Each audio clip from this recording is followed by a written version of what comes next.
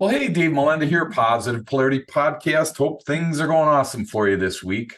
I had to head all the way to Colombia this week to find an answer to a really fun question. Okay. Now, again, I ask these questions, and on the surface, they seem like, oh, yeah, I know the answer. But then as you start to think, as I did, I'm like, uh-oh, I got to get this guy on my show.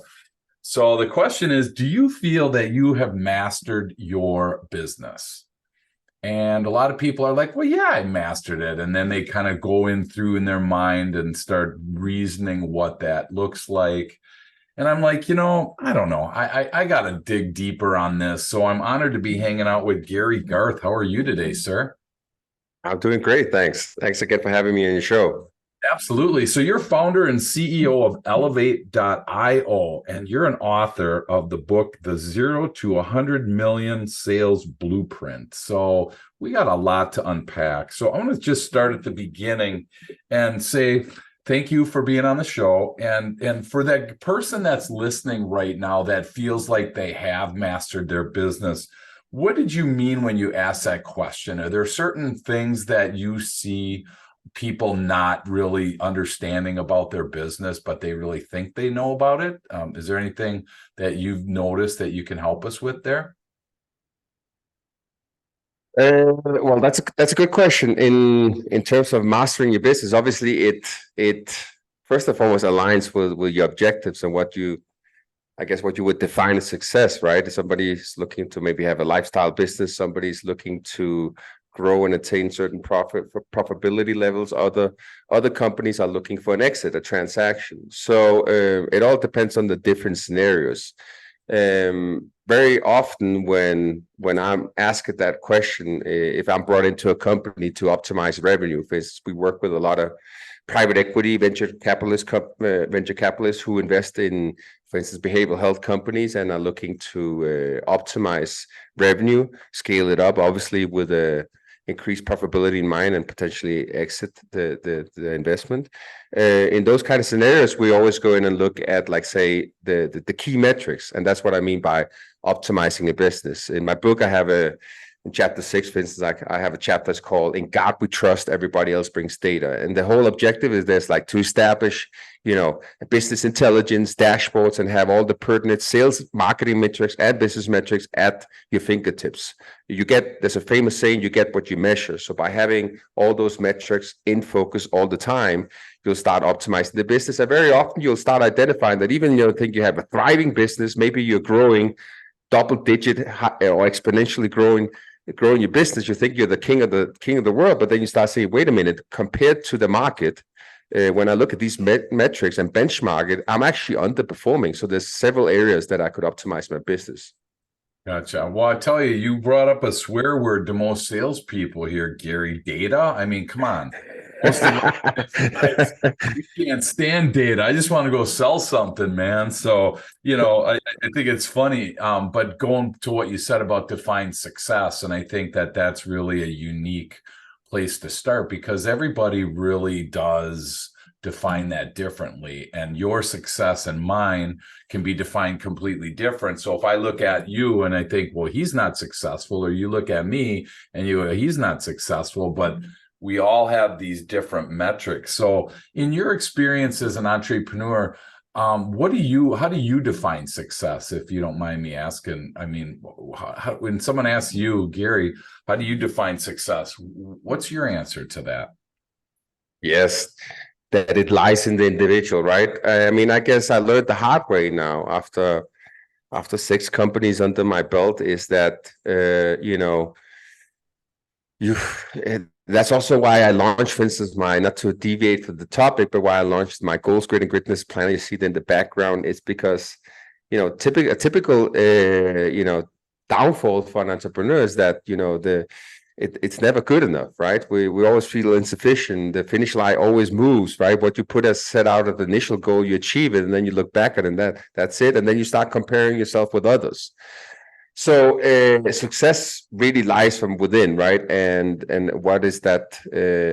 What does it mean for you? And how do you tie that up with your purpose? I would say, if you want to look at it from a bigger picture, because if you're just pursuing success based on what others dictate success should be, or you're trying to achieve certain target, or you're trying to get on some list of fastest growing companies, whatever it may be, you're just pursuing somebody else's metrics, so to speak. So define success on what would make you fulfilled, basically.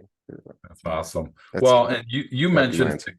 yeah, you mentioned 6 companies. So, people are listening, and we have a lot of people, Gary, around the world that listen that are in that spot where they really wish they could start their own company, and we talk a lot about that transition from, corporate America to jumping into owning your own business.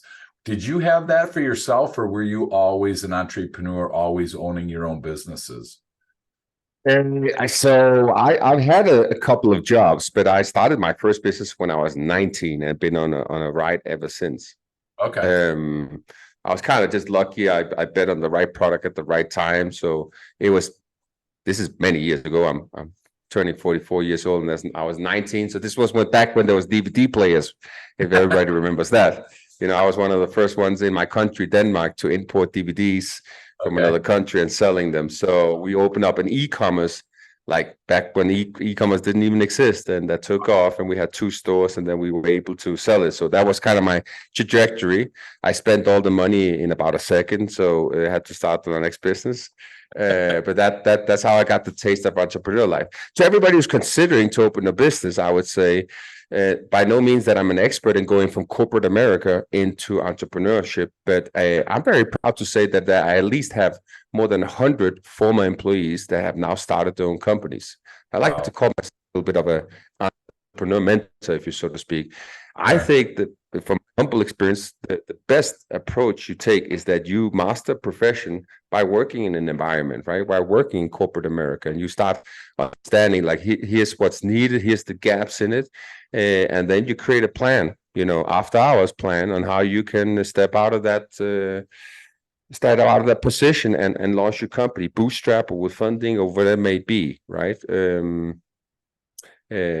Just do your hustle from 9 to 5, and then from 5 to 9 o'clock, create your business plan, do the competitive research, to create your business plan, have everything ready so that you can launch that simultaneously. Yeah, that's awesome. And we always say there's no right or wrong way to start a business. And, some people jump in, some people, run their day thing for a while before they jump in. So there is no right or wrong. But you talked in one of your videos on your website about how 80% of new businesses fail within the first 18 months, Yes.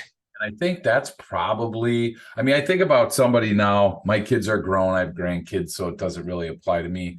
I think of somebody with a couple of kids and a mortgage and some car payments and the wife doesn't work outside the house, and he comes home and says, honey, I quit my job and I'm going to start selling sandwiches or whatever, and passion, right? And it's like, oh my gosh, we're not saying that because those are the people that if you fail, that's an epic fail where there's, a lot at stake. So, can you think about when you were 19? What would you tell that guy then? If there was something, what would you tell him other than don't bias everything? Don't spend all your money. But I'm just curious, what advice would you give? That 19-year-old, I don't think we have enough time on this show to tell the laundry list of things I would tell that guy. But if I were to sum it up, right, it would be to, and that's, obviously you have to take risk, and you have to understand that the statistics are not in your favor. And yes, 80% cease to exist within a year and a half or so. 97% of those businesses, ultimately fail, and only a tiny percentage of those even make it up beyond $1 million in annual recurring revenue. And then typically when you look at those companies, then that's where the founders, like 9 out of 10 has mental health issues or stressed, or, it's not an easy ride you're entering, right? So don't look at Mark Zuckerberg and Jeff Bezos and think it's going to be sweet. Like you got to roll up your sleeves and know what you're prepared for. I would say that's the very first thing. Nowadays, I think entrepreneurship is glorified, and everybody's looking at 5 hacks how to start a business or work remotely, digital nomad, work 4 hours a week, and then run a multi-million-dollar business. That's the anomalies, right? That's the outliers. That's not the reality. So know what you're entering. That would be my very first thing. Like, have a reality check. Two, put on, not that you have to have an optimism. I'm a the glass is half empty kind of guy. I always look at things on the bright side, but you have to be a little bit skeptical. You always think your products are fantastic and this is amazing, and who would not want this product, right? Start be a little bit skeptical, adjust your forecast by at least 50% of what you expect them to be, or maybe more, because that's the reality. And then I would say I'm a big fan of also the concept by Eric Ries, the minimum viable product. Go out and start pitching. Go out and get some market validation, prove the concept before you start putting all your eggs into that one basket and start to scale. Or like, there's a very other great book I love. It's like Good to Great, Great by Choice, where he talks about firing bullets than cannonballs. Where it's okay, yeah, again, prove the concept. That's what all big successful companies do in a small scale, in a smaller market, or with one product category, and then start scaling it up. So basically, apply those concepts. Go out, start pitching, and then I would say my last recommendation, if I was to sum it into three. Double down on your strengths, right? Understand your weaknesses, delegate your weaknesses, double down your strengths. Especially, this goes out to all the future founders want to be. There's a lot of I'm also a part-time angel investor, and I have something. I'm invested in a few companies, and so I get pitched a lot. And there's a lot of great founders out there, like for instance, an engineer or a certain craftsman's professional that they develop some product, and they want to step out and deploy that on their own. But just because you're great and you have one skill set, that doesn't mean you can go to market. You have a go-to-market strategy. You can sell it. You run this business development, and there's a lot of different critical components in becoming successful with the business. From my standpoint, sales is number one. You run out of sales, you run out of cash, you don't have any company. So again, double down on your strengths. If you're not a sales guy, or if you don't have that, make sure you partner up with somebody who is, so make sure you find the right hires for that company. Pick up a copy of my book and make sure that you get that right at least. And if you are a sales guy, then to make sure that you find other critically important components of your business, whether that's an operations guy, whether that's a financial guy, to make sure that you're not overspending, whatever it may be. Focus on your strengths instead of just looking to do something half-ass on from a weakness standpoint. That's awesome. And I think it's interesting because you talk about sales being the number one thing. And, if sales isn't important to people, then don't start your business.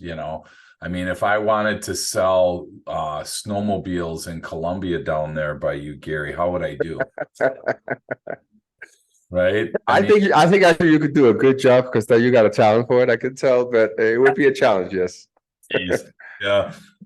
Well, yeah, you say, it's funny. I could, you think in your mind you could sell ice to Eskimos, right? And then the reality, find out you can't sell a hot dog to a starving man.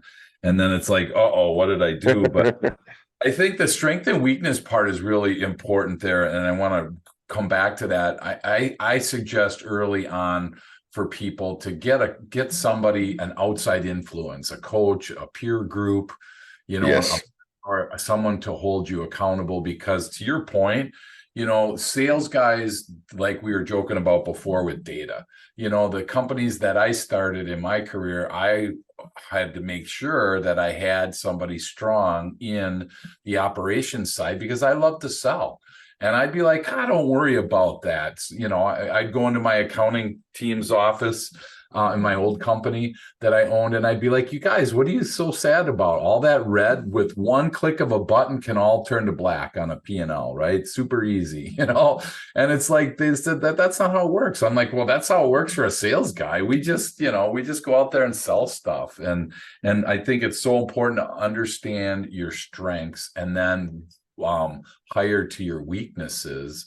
And you don't have to hire people as much as you have to find, you know, consultants, you know, Yes. is different things like that to be able to do that. So do you coach right now, Gary? Are you coaching people in this space? Not that right now. I have some clients where I'm like an advisor for. I've been for a while. That's Gotcha. simply because of my bandwidth. So I don't really have time for it. But Yep. I would say yes, go out and find not necessarily a coach, but maybe a mentor. A coach is also good. I'm a huge advocate of coach. I do have a coach. I've had a coach my whole life. I tried every single coaching program that exists. I think everybody needs a coach, but specifically when you're launching a business, a mentor is invaluable, right? Because you just, you know, that a coach can help you identify some blind spots and so forth. A mentor can tell you, you know, how to shorten that learning curve that you're otherwise going to go into. So that both things combine. If you can find somebody can be both a coach and mentor, you're in a great spot. And that's particularly important when you're starting out as a new business owner, right?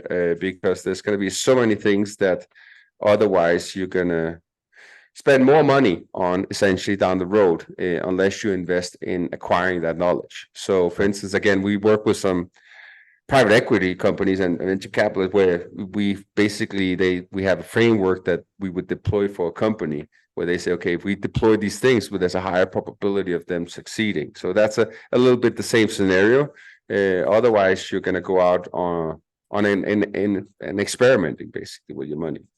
Yeah, yeah. And especially if it's your money, right? It's a lot harder to experiment with your money or your kids' money or whatever. So I think it's really important to do that. You know, we're a coaching firm here, and it's funny because we get in the weeds with people on a one-on-one, and it's so crazy to me, Gary, how many startups just think that they have this, like you said, I love that word, blind spot. They have a blind spot that they think all I need to do is put up a website and man, people are going to flock to me.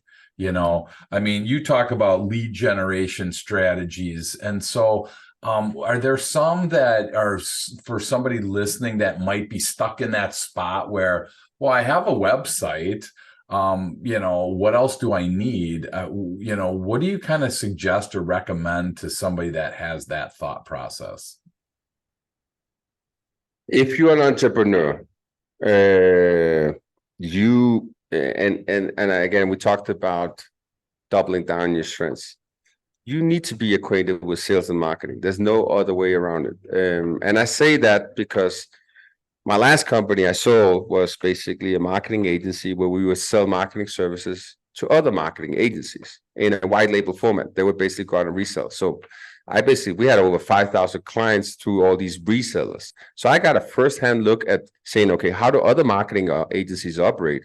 You know, I sold to hundreds of them, and I work with Google and Microsoft, the channel sales department, on enabling other marketing agencies. So I see how marketing agencies work. Now, there's a lot of phenomenal marketing agencies out there, but if you're a business owner and you just want to put your faith into hiring somebody else to get this right for you and your business and your future, and I mean, then you are pretty much out on a limb. You need to understand the fundamentals so that you can at least hire the right company and you make sure that you're monitoring the right metrics. You're not relying on some report that they circulate your way and say, everything is going great, we're growing. Are these metrics really moving the needle? Is it going to drive revenue? Is it going to generate leads and customers? Yeah. The number one most difficult thing that I see time and time over again is actually lead generation. It may sound very simple. It may say, okay, I'm starting a business. There's all these different components, customer success, the finances, operation fulfillment. There's all these things that you got to take care of that at the end of the day are pretty damn complicated to get right. Why is the number one challenge always lead generation? It's because we're living in a society where there's so much noise, right? There's so much content created. It's so difficult to cut through that noise and run effective lead generation campaigns. We run Google ad campaigns, Microsoft ad campaigns for companies with this in the behavioral health space. That's my focus right now. We've spent over $15 million running campaigns for those. Cost per clicks nowadays in that industry alone is, easily $50 to $100. That's for a click, right? Imagine you're running a business and every time somebody visits your website, you have to pay upwards that price, right? You really got to think about all the little details, right? In terms of like, at which percentage rate are we converting these leads into actually a qualified prospect, and for those qualified prospects, how many of those are turning into a client? A little marginal difference going from 8% to 10% can mean the world. So you really got to get into that space. And if you're starting a small business, you're probably not going to pay that much cost per click, but you got to understand that you're probably up against some established business that have very deep pockets. And you may be entering a gunfight with a knife if you're just relying on traditional or conventional marketing tactics to grow your business. So you got to think outside the box. Like I call it like guerrilla marketing or blue ocean strategy. How can we try to acquire customers in a more conventional format? What's my strength? Is there anything I can do? So there's a lot of different tactics you can do, but get lead generation and sales right, and your business will grow. It's as simple as that. Wow, that's awesome. And like you said, Gary, lead generation sounds easy, but boy, I tell you what, the largest companies in the world are struggling with it. Yes. And they don't have the keys and the metrics, and everybody has their own strategy on it. So are there any strategies that you have that are like for somebody starting out? For me, I say it's, depending on your market, it can be as simple as joining networking groups or investing some time in LinkedIn. It can be at that spot. So I'm curious if there's anything that you've seen work in helping with lead generation. Yes. There's a lot. Yes. So for instance, in my book, I have a ton of strategies. There's a whole chapter, send the right message to the right people at the right time. That's all about how you can deploy email marketing and use social networks combined with SEO and really try to have what's called an omni-channel, a multi-channel kind of approach. What worked a couple of years ago, even a year ago, does not work right now, to be frank. What you have to do right now, I would say the keyword, if I would give you one thing, is relationships. Nowadays, for instance, like I'm invested in several companies right now. I'm fully focused on Elevate. Every morning I open up my email. I have like 20 unsolicited emails coming through about lead generation, get me clients, performance guarantees. There's all these different, people are really going out of the limb. So if you're just relying on, hey, we're going to open up a company, do some cold emails, forget it. Your reply rates is not going to be good. You're not going to land any clients. You're going to waste a lot of time. If you're just going to go to social media and blast up a lot of people or run some ads there, again, it's not going to work. What you have to do is carefully go out and say, okay, let me do a little bit of research. Again, take a step back. Who is my ideal customer profile? What pain points do they have? Where do they live? Which channels can I solicit them via in the best most effective way, cost effectively, and also in not intrusive per se, and then start building relationships. So for instance, it could look something like in my scenario, I carefully identified, here's the 1,000 companies that I want to work with. If I work with them, they will get value from a relationship because their ideal customer profile. I know exactly what they do. I know what they're looking to accomplish, and I have the resources to help them. Now, these 1,000 companies, that's basically like account-based selling. I tell my sales guys, these are the guys that you're calling. I tell my marketing team, these are the guys we're emailing. I tell my product team, please send them a book and a copy of our planner so as a gift, so that we, get a nice introduction and can establish a relationship out of that. Furthermore, we're running remarketing ads, so these companies see our ads. We're also hitting them up on LinkedIn. We're also hitting them up on Instagram. We're also inviting them to a podcast. The list goes on. So very basically, it's a multi-phase channel on a very select list of people so that they get the love, they get the attention. And more importantly, when they come on as a customer, I know I can add value. Instead of just like, hey, let me take a shotgun, let me just try to blast down the street and see what I hit. That's not an approach that's going to take you that far. Yeah, that's awesome. Hey, we're going to take a quick break. I want to unpack that ideal customer piece when we come back. Okay, cool. We're back. So, ideal customer, we hear that a lot, but I gotta say, I ask the average entrepreneur business owner, and they are really not drilled down very much on that. Do you suggest, Gary, to drill down as far and as deep as you can to really figure out who your ideal customer is, as opposed to, a male between 30 and 50 or a female that lives in this state, or, do you guys really drill down on finding what that ideal customer looks like? Oh yeah, big time. So why is it so important? Well, for instance, if you're running ads nowadays, you can build audiences that are super segmented, right? You can, again, based on interest, based on job titles, based on general demographics, right? You can look at household income, which you can top it to specific zip codes based on, is it an affluent neighborhood that we're going to go after? There's so many targeting options. So the better, more intelligence you have, the better you can deploy your ads, and again, do more effective marketing. The same goes for your ad copy and your creatives. You can tailor your message specifically for that person.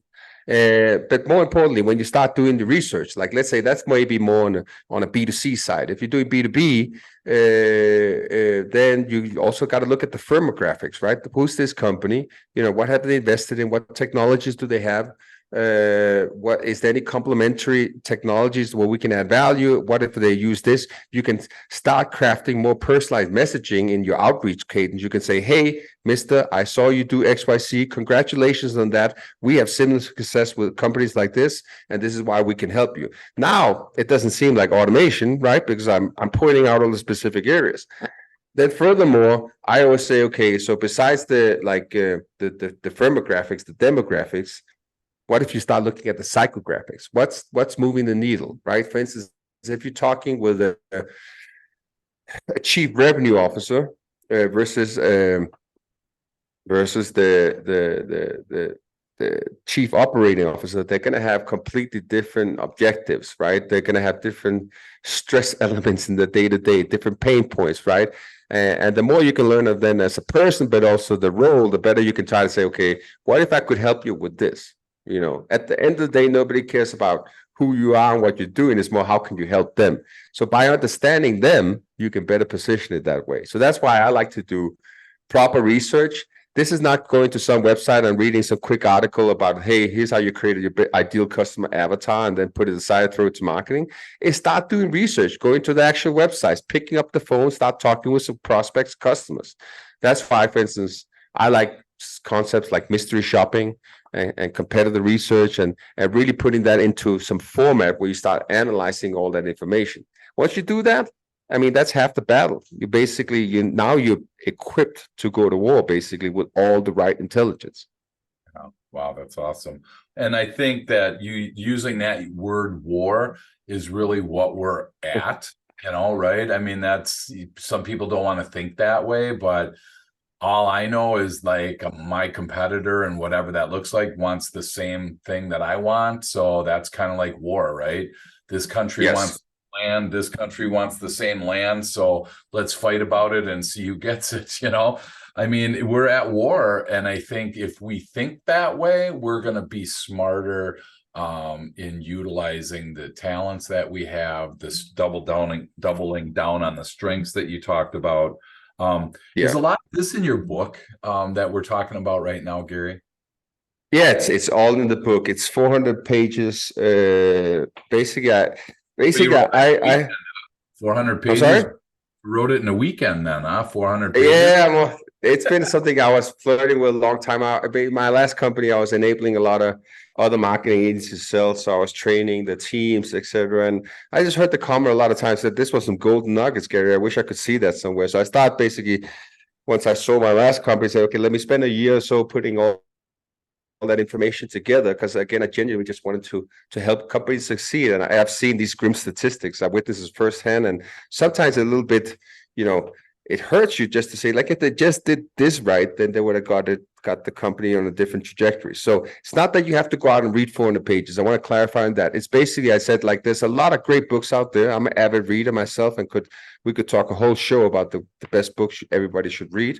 But for me, there's a lot of books that are very subject matter specific, right? So if it's sales, like the art of closing a deal, the psychology or the principles of persuasion, whatever it may be, on sales management, which technology, I felt there was like, okay, if I'm starting a company, or if I want to scale my company, which book can I pick up and make sure that the whole formula is there from A to C? So basically, it takes you from all that competitor marketing research, the strategic marketing, then it goes into lead generation, sales, upsells, cross sales, creating customer advocates, where you should outsource part of your business from a sales standpoint, all those different components into one formula, so to speak. So I would encourage anybody to pick that up, and basically just cherry pick the chapter that's most relevant for them and take it from there.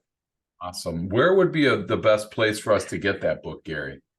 Yeah, I have it on my my website, elevate.io. Under the resources tab, there's a section to it, but you can also find it on Amazon if easier. Okay, awesome. Well, and as we start to land the plane today, I wanted to kind of touch base on, on the 0 to 100 million concept. I think the numbers are probably irrelevant as much as we're talking about growth. And I'm just curious, in your book, do you feel, and in your businesses, do you allow people to limit the growth that they have based on, their skill, or based on their resources? Or is this, because I saw 10x in a lot of your, stuff that you multiply your sales by 10. And I got to say, I get calls on LinkedIn every day, or emails every day. Hey, Yeah. do you want 90 leads from really hot prospects that can't wait to do business with you? I mean, it's just, the stuff out there now is really, it's so gimmicky, I'm going to say, in a lot of cases. Yes. How do you break through that in your book? I mean, is it just down to earth, raw, this is what you got to do, and then this is what's going to happen type stuff? Yes, it's very detailed. There's basically tangible concepts you can apply. For me, it was very important. Like, for instance, I got one of my good buddies that I work with. He's the global head of sales enablement at Google. So he's basically responsible for enabling companies that sell over $100 million for Google every day, right? Name is Ben Tyson. So I got him to write the foreword for the book. And he said, Gary, if you launch this book, I know you're good for it. I've seen you. I've seen your companies.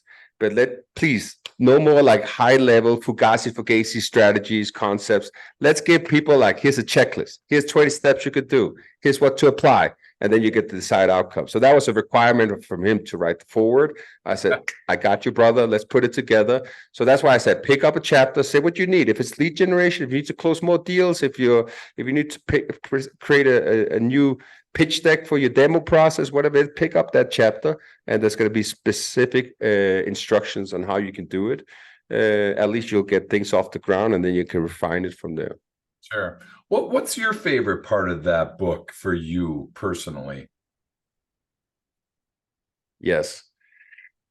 Good question, my man. I've never heard that one. My favorite part, I think, is probably like perceived value and influencing deal success rates. Okay. What do I mean by that? So I think sometimes, like, nowadays, people are okay. So there's also the flip side to that, right? It's like, okay, where's the ROI in that, right? Show me the ROI? Show me these metrics? And people are very razor focused on that. They forget the small little intangibles. So if you're looking to go to market and sell, like, for instance, you could say, okay, a lot of people are hard on social media, right? They say, okay, where's the ROI in that, right? But sometimes you got to understand that nowadays, for instance, in a buyer journey, it's gone all the way up to 32 touch points, I read recently, in average, for people to make a decision and actually go ahead with a solution. So you got to imagine they're doing research, right? They're going to Google, they're searching, they're looking at your social media profile. So Is your message consistent across the board? Is your marketing team and your sales team communicating the same message? Is it aligned with the press release that the CEO did, right? That kind of unification from a strategic standpoint is particularly important. And then that doubles down on all your pitch decks, your solution demos, your one pagers, all the marketing collateral, your case studies. If you can get all that on the same page, that's really, really powerful, because I'll tell you what, even the big companies, they have these siloed departments that have their own metrics and they're working in different directions. So the power of getting everything in one, oof, I've seen it firsthand. The people that get that right, that's the ones who go not 10x, but 100x. Wow, that's crazy. 32 touch points. So Isn't that insane? Yeah. Yeah. So for the person that's listening that does a lot of cold calls and thinks that, hey, if I don't get a call within 3 times, I'm taking them off my list. Yeah. There you go. Good luck. Now you can 10x your cold calls because you got to call them more. But I think that's and you talked about that before, is that there's multiple ways now to touch people. So thinking that all I can do is just keep picking up the phone and dialing, I feel like is an antiquated way. And I do a lot around the country, and I was doing I talk about 10 ways to keep your pipeline full. And I was talking to a group, and half of the group, Gary, didn't even have a LinkedIn profile. And they said, oh my gosh, that's just for finding a job. And I said, you realize, look at the research, like 70% of people, if you cold call somebody, 7 out of 10 of those people that you cold call, they're going to go to LinkedIn to look at your profile before they call you back to see if this is legit, see if there's a fit. And the reality is, if you don't have a profile, you're pretty much done. So, where do you see these touch points coming in? I mean, obviously there's social media, but is there any new ones that are coming that you're seeing? Yeah, so I think that's also a good reference to equally favorite chapter, right? Is on technology, right? Nowadays, concepts like sales tech, martech is very popularized, and there's a lot of great tools out there, right? But in the average, big companies have over 50 tools, and very often a lot of startups have more than 10 plus tools in the sales marketing stack. That's a lot of things to keep in sync and make sure that they're working seamlessly. I think getting that correct and measuring things and have it streamlined, so it's not tools or technology that works again independently, but that they're contributing, so you get all that intelligence. That's very effective. So for instance, the reason for me saying that, for instance, here we use, for instance, Outreach, which is for sales enablement, sitting on top of Salesforce, HubSpot for marketing automation, and we apply that for a lot of different clients. And that's where you can really see throughout the analytics is, wait a minute, this guy first read a blog, then he downloaded a white paper, right? Then he got hit up on LinkedIn. He also saw ads. He clicked on our Google. On a Google and Microsoft ads for that matter over time. Then he's seen X amount of videos. Then he went to our Instagram profile. And then furthermore, he got 5 calls from the sales department. So then you're sitting in a meeting and say, holy shit. And then everybody's raising their hand. Yes, but it's because of me. We landed the client, right? So we here, I think the right way is get attribution right. And it's fucking difficult. Excuse my French. It's fucking difficult. It's very difficult to get right. But the better you could do it, then you can start shared attribution. Say, okay, let's give the social media department 20% of credit of landing this deal. Let's give the sales rep 40% of the credit for landing that deal necessarily, from an inbound lead generation when you're doing lead scoring. Because nowadays, again, it's a multi-touch point kind of game.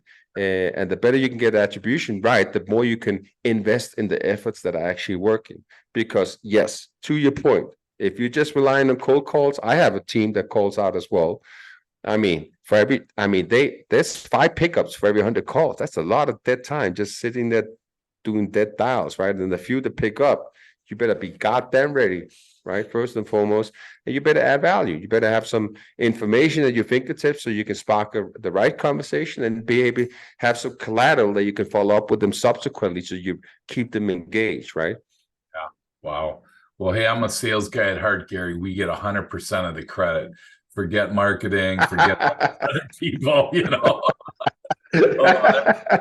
Sales and marketing have been since the beginning of time against each other. Hey, Always will be. So, yes. awesome. Hey, one last question. I'm going to let you go. What would the tip of the day be for somebody listening? Maybe it's something that we've talked about. Maybe it's something on your heart that we haven't shared yet. But there's somebody listening that just needs a good word from you. So why don't you just share that with them so that you can improve their day today? Ooh, that's another tough one, my man. I would say don't, especially if everybody wants to go out and start a business or they launch the business, they're struggling, or wherever they may be in life, right? Do not compare your current status with somebody else that maybe has way more years under their belt, much more resources, much more experiences. And again, their journey does not matter compared to your journey. The best thing you can do is pull yourself up, right? Forget about yesterday, forget about the mistakes you made. Start looking forward, start looking for that intelligence, get that help, get that resource, mentor, coach, whatever it may be, pick up that book, read, get that, and then have the right mindset and look forward on your own journey to find your own success and then go to action, right? Go to war. Awesome. Well said. Thank you so much for sharing that. For somebody that, does want to learn more about you, Gary, what's the best way for people to connect with you? Yeah, absolutely. I'm very active on LinkedIn, Gary Garth, also on Instagram for that matter. You can also go to my website, garygarth.com. My company is again elevate.io. So whichever channel you want to contact me, I will personally get back to you, I promise. Awesome. And it's Garth because he's got that accent from there, wherever he From Denmark, yes. Yeah, Denmark. The Oh, Viking accent. Yeah, that plus a little Colombian there. So it's like kind of Gary GARTH.com. So thank you so much, Gary, for jumping on today. And again, for you listening, rather than jumping into your next activity, rather than listen to your next podcast, why don't you take a minute and just kind of reflect on what Gary said. There's so much solid information here. I encourage you to pick up a copy of his book. And if you need to reach out to him, he said he'll respond back personally. And I just want to say thank you for all you're doing out there. I'm going to grab a copy of your book and use it that way. I was intimidated when I looked. I'm like 400 pages. How am I going to fit that into my day? So thank you for giving me the freedom to just cherry pick chapters. That's way better. So thank you. It's not a start to finish type book. So thank you for all you're doing and can't wait to keep learning from you. Likewise. Thanks again for having me on the show. It was fun.